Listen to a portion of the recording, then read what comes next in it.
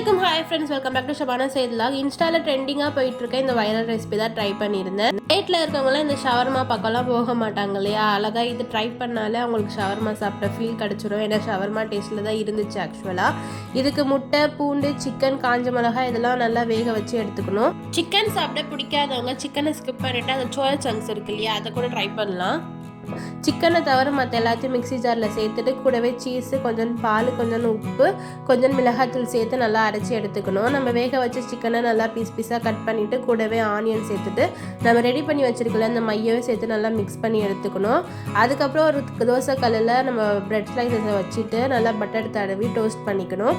அதுக்கப்புறம் இந்த மிக்சரையும் சுருக்கி அதில் வச்சுட்டு திருப்பி ஒரு பிரெட் ஸ்லைஸஸ் மேலே வச்சுட்டு நல்லா 2 சைடில் டோஸ்ட் பண்ணி எடுத்துட்டோன்னா ஒரு ஹெல்த்தியான ரெசிபி ரெடி. இஃப்தாருக்கும் நம்ம இதை ட்ரை பண்ணணும் வருது இல்லையா, ஸோ ஆயிலில் எதுவும் சேர்க்காம ட்ரை பண்ணணும். இந்த ரெசிபி நல்லாவே ட்ரை பண்ணலாம். எவ்வளோதான் வித்தியாசமாக செஞ்சு பிடிச்சி உடம்புக்கு நல்லா ஹெல்த்தியானதெல்லாம் பார்த்து கொடுத்தாலுமே இவங்க கண்ணு அன்ஹெல்த்தி தான் தேடும் போல இருக்கு.